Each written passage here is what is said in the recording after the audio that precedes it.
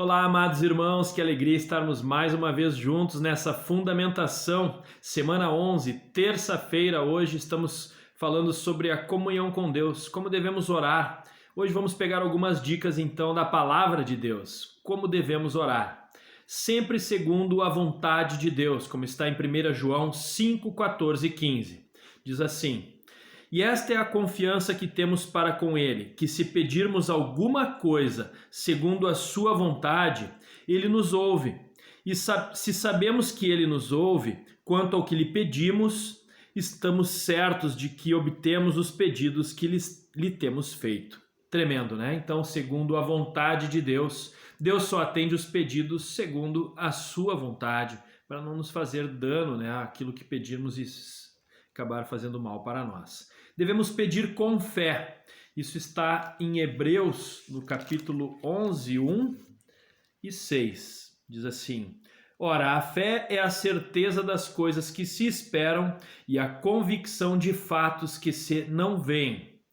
E também no versículo 6 diz: De fato, sem fé é impossível agradar a Deus, porquanto é necessário que aquele que se aproxima de Deus creia que Ele existe e que se torna galardoador dos que o buscam. Deus recompensa aqueles que o buscam, né? Então temos que pedir com fé, sem duvidar. Sem fé não receberemos o que pedimos.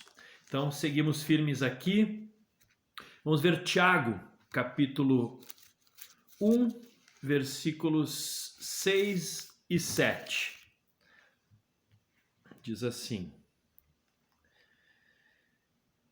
Peça, porém, com fé, e em nada duvidando, pois o que duvida é semelhante à onda do mar, impelida e agitada pelo vento. Não suponha esse homem que alcançará do Senhor alguma coisa. Então tá aí, né? Temos que pedir com fé, sem duvidar, e se não for assim, nós não vamos receber aquilo que estamos pedindo. Tem que ser de todo o coração, como está em Jeremias 29, versículo 13. Vamos lá para Jeremias 29, versículo 13. O que nos diz ali? Buscar-me-eis e me achareis, quando me buscardes, de todo o vosso coração. Isso mesmo, né? Deus está olhando para o nosso coração. E em Mateus 6, versículos 5 e 6, como diz ali, né, que devemos orar. E quando orares, não sereis como os hipócritas, porque gostam de orar em pé nas sinagogas e nos cantos das praças, para serem vistos dos homens. Em verdade vos digo que eles já receberam a recompensa. Tu, porém, quando orares, entra no teu quarto e, fechada a porta, orarás a teu Pai que está em secreto. E teu Pai que vê em secreto te recompensará. Tremendo, né? Deus quer nos abençoar. Não indiferentes, apressados ou com palavras da boca para fora. Deus quer ouvir mesmo o nosso coração. Outra dica é com contrição, quebrantamento, né? Com humildade. Isso está em 2 Crônicas 7, 14 e 15, um texto conhecido, né? Diz assim: se o meu povo, que se chama pelo meu nome, se humilhar e orar e me buscar e se converter dos seus maus caminhos, então eu ouvirei dos céus, perdoarei os seus pecados e sararei a sua terra. Estarão abertos os meus olhos e atentos os meus ouvidos à oração que se fizer neste lugar. Então tá aí, Deus quer um quebrantamento do nosso coração. Sem exigências ou reivindicações. Isso está em Mateus 15, de 25 a 28. Vamos ver aqui então, Mateus 15, de 25 a 28. Aquela mulher cananeia, né? Ela veio e adorou Jesus ali, diz assim: ela, porém, veio e o adorou, dizendo: Senhor, socorre-me. Então ele respondendo disse: não é bom tomar o pão dos filhos e lançá-lo aos cachorrinhos. Ela, contudo, replicou: sim, Senhor, porém os cachorrinhos comem das migalhas que caem da mesa dos seus donos. Então lhe disse Jesus: ó mulher, grande é a tua fé. Faça-se contigo como queres. E desde aquele momento sua filha ficou sã. Aleluia, que história tremenda, né? A mulher se quebrantou, se humilhou e foi ali diante do Senhor e conseguiu receber o socorro para a sua filha. Glória a Deus, né? Apesar do Senhor ser nosso Pai, não podemos ter um coração, uma postura de exigência, como se Ele tivesse a obrigação de nos atender. Fica a dica, né? Então, com perseverança também é uma maneira de orarmos e não desistirmos, não abrirmos mão de estarmos diante do Senhor pedindo. Deus, Ele se alegra quando nós insistimos para ver realmente se aquilo está no nosso coração. Então vemos aqui em em Lucas 11, de 5 a 10. Disse-lhes ainda Jesus: qual dentre vós tem um amigo, e este for procurá-lo à meia-noite, e lhe disser: amigo, empresta-me 3 pães, pois um meu amigo, chegando de viagem, procurou-me, e eu nada tenho para lhe oferecer. E o outro lhe responda lá de dentro, dizendo: não me importunes, a porta já está fechada, e os meus filhos comigo também já estão deitados. Não posso levantar-me para te-os dar. Digo-vos que, se não se levantar para dar-lhes por ser seu amigo, todavia o fará por causa da importunação e lhe dará tudo o de que tiver necessidade. Daí, né? Então, perseverar, não desistir. Não de forma egoísta, como está em Tiago, no capítulo 4, versículo 3. Tiago 4, 3. Vamos ver aqui, Tiago 4, 3. Diz assim: pedis e não recebeis, porque pedis mal, para esbanjardes em vossos prazeres. Muito sério, né? Então não é visando os nossos interesses. Vamos ver aqui então, conselhos práticos. Além de orar sem cessar, todos nós devemos separar um tempo diário específico para apresentar diante de Deus as nossas orações e súplicas. Nesse tempo, a sós, observemos alguns conselhos. Devemos fazer uma lista prática específica de assuntos e necessidades a orar. Isto nos ajuda a não esquecermos de nada importante e a não nos distrairmos. Quando nos distraímos e o pensamento voa, devemos trazê-lo de volta e então continuarmos. Não deixar a mente vagando por aí, né?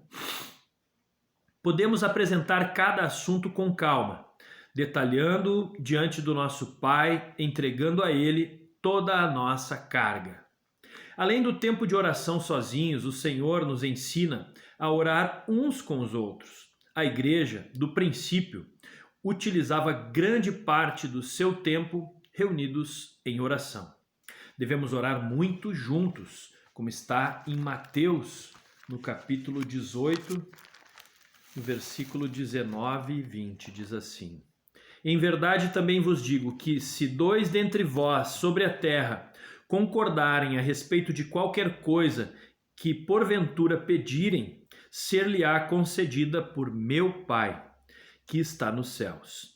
Porque onde estiverem 2 ou 3 reunidos em meu nome, ali estou no meio deles. Tremendo esse texto, bem conhecido, importante estarmos também orando juntos, né? Atos 2, 42, nos fala, né, que a igreja ali perseverava, né, unânime, né, estavam unidos em oração. Como diz ali, Atos 2:42, e perseveravam na doutrina dos apóstolos e na comunhão, no partir do pão e nas orações. Então está aí, perseverança em oração. E também no capítulo 4, versículos 23 a 31, uma história linda, né, que eles estavam sendo ali perseguidos e clamaram ao Senhor juntos, né? Uma vez soltos, procuraram os irmãos e lhes contaram quantas coisas lhes haviam dito os principais sacerdotes e anciãos. Ouvindo isto, unânimes levantaram a voz a Deus e disseram: Tu, soberano Senhor, que fizeste o céu, a terra, o mar e tudo o que neles há, que disseste por intermédio do Espírito Santo por boca de Davi, nosso pai, teu servo, por que se enfurecem os gentios e os povos imaginaram coisas vãs? Levantaram-se os reis da terra e as autoridades ajuntaram-se a uma contra o Senhor e contra o seu ungido. Porque verdadeiramente se ajuntaram nesta cidade contra o teu santo servo Jesus, ao qual ungiste Herodes e Pôncio Pilatos, com gentios e gente de Israel, para fazerem tudo o que a tua mão e o teu propósito predeterminaram. Agora, Senhor, olha para suas ameaças e concede aos teus servos que anunciem com toda a intrepidez a tua palavra, enquanto estendes a mão para fazer curas, sinais, prodígios, por intermédio do nome do teu santo servo Jesus. Tendo eles orado, tremeu o lugar onde estavam reunidos. Todos ficaram cheios do Espírito Santo e com intrepidez anunciavam a palavra de Deus. Tá aí, né? Tremenda vitória do Senhor aí, movendo a igreja, renovando, enchendo do Espírito. Notemos alguns aspectos nesse tipo de oração conjunta. Cada um deve estar atento à oração feita pelos demais e participar, concordando. Isto anima uns aos outros. Dizendo amém, ele está expressando concordância. Um só irmão não deve orar de uma só vez por todos os assuntos que tiver desejo, como se estivesse sozinho.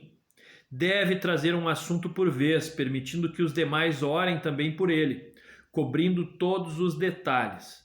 Só então deve-se passar para outro assunto. Todos devem orar, ninguém ficar calado.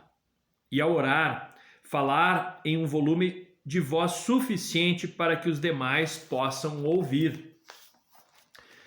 E a eficácia da oração? Vamos ver em Tiago 5,16 diz assim: muito pode por sua eficácia a súplica do justo. A oração não é somente um deleite, é um potente recurso espiritual ao nosso alcance. A obra de Deus é espiritual e não podemos realizá-la com recursos materiais. Ninguém pode converter alguém. Isto é a obra do Espírito Santo. E é necessária a oração para que aconteça. Ninguém pode guardar um discípulo de cair. Só podemos guardar e proteger os discípulos pela oração. Ninguém pode transformar um coração. Isto é obra do Espírito Santo. E necessitamos interceder para que isto ocorra. Ninguém pode curar um enfermo. Só Deus. E Ele ordena que oremos para que Ele possa operar. Ninguém pode dar revelação da palavra de Deus a outro. Isto é obra do Senhor, que acontece a partir da oração. Oração é nosso trabalho mais eficaz. Ela vai onde nós não podemos ir. Tá aí grandes virtudes, né, da oração. Grandes coisas Deus quer fazer, mas Ele quer que a gente participe orando, se dispondo, abençoando, clamando, intercedendo diante dEle. Vamos buscar a revelação? Como devemos orar? Devemos orar em todo o tempo, sem cessar, mas devemos separar um tempo a sós com Deus. O que podemos fazer para não nos esquecermos de nada importante e não nos distrairmos nas orações, na oração? Uma lista, né? Uma lista de oração importante. Como devemos proceder na oração junto com os irmãos? Trazemos o assunto, cada um ora, depois vamos para outro assunto, para que todos possam participar. A oração é um potente recurso espiritual. Vamos decorar juntos Tiago 5,16? Vamos falar juntos então? Muito pode por sua eficácia a súplica do justo. Vamos de novo? Tiago 5,16, muito pode por sua eficácia a súplica do justo. Vamos encerrar por aqui hoje, amanhã continuamos na nossa meditação da palavra. Deus abençoe a tua vida e até amanhã. Paz.